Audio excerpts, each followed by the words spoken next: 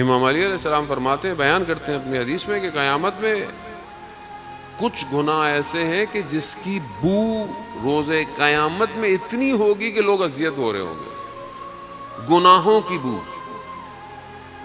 جو ہم گناہ کرتے ہیں، خدا نہ کرے نعوذ باللہ ہم سے کوئی گناہ ہو جائے، غلطی ہو جائے، گناہ نظر تو نہیں آتا، لکھا ہوا بھی نہیں آتا، لیکن دنیا کے اس جو ہمیں نظر نہیں آتا، لیکن اس عالم کے اندر گناہ جو ہے وہ ہر گناہ کی ایک بدبو ہے. جیسے مثال اگر آپ کے لباس میں خدا نہ خواستہ کچھ لگ جائے، کوئی کھانے کی چیز، مثال کے طور آپ نے پیاز کھایا ہو اور آپ نے دانت صاف نہیں کیے ہو، تو آپ قریب سے گزرے، لہسن کھایا ہو، تو کیا پتہ چلے گا؟ اسمیل آئے گی، نیچرل سی بات ہے، اسمیل آئے گی، پتہ چل جائے گا بندے نے کیا کیا ہے. گناہ بھی ایسی ہیں، ہمیں بو نہیں آتی، ملائکہ کو آتی ہے، اولیاء خدا کو آتی ہے. اولیاء خدا اللہ کے ولیوں کو پتہ ہوتا ہے کہ شخص کیا کر کے آیا ہے. قیامت میں بھی کچھ گناہ ایسے ہیں جس کی بو سے باقی لوگ بھی بیزار ہوں گے. ملائکہ ان سے کہیں گے کہ یہ فلانے گناہ کی وجہ سے تھا، اس لیے ان سب پر لعنت بھیجو کیونکہ انہوں نے توبہ نہیں کی. اور یہ گناہ کی بو خوشبو میں بدل سکتی ہے اگر انسان استغفار کرے. استغفار انسان کو معطر کرتا ہے. معطر.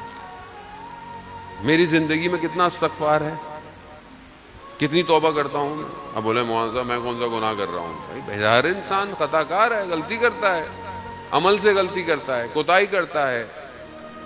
ایک صحابی نماز میں پہنچے رسول خدا کے ساتھ. نماز میں کتنی دیر ہوئی؟ اتنی دیر ہوئی کہ جتنی دیر میں رسول خدا نے تکبیر کہہ دی تھی، اللہ اکبر کہہ دیا، اس کے بعد نماز میں ہوئے. نماز تو ہے، پوری نماز ہے، نماز میں کوئی فرق نہیں ہے.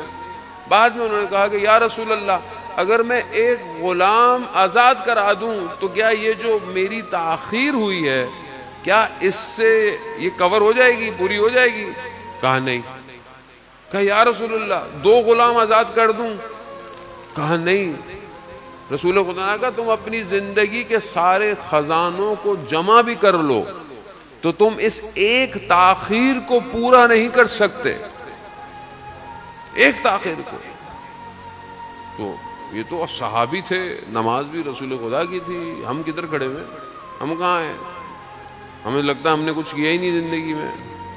اذان ہو گئی، نماز دیر سے پڑھی، نماز بھی پڑھی تو میں اپنی کہہ رہا ہوں، آپ مجھ سے بہتر ہی پڑھتے ہیں. نماز بھی پڑھی تو میں نے کیسی پڑھی؟ کون سی پڑھی؟ تو کیا میں غلطی نہیں کرتا؟ نگاہیں غلطی نہیں کر رہی، کان غلطی نہیں کر رہا، زبان غلطی نہیں کر رہی، ذہن غلطی نہیں کر رہا ہے.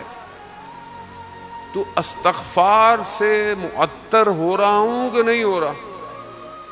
کتنی دفعہ استغفار کرتا ہوں دن میں؟ ریکمینڈ کتنا ہے؟ فجر کی نماز کے بعد ایک تسبیح انسان کو استغفار کی پڑھنی چاہیے، حدیث میں پڑھنی چاہیے. یہ استغفار نہ صرف گناہ صاف کرتی ہے بلکہ انسان کے رزق میں بھی اضافہ کرتی ہے.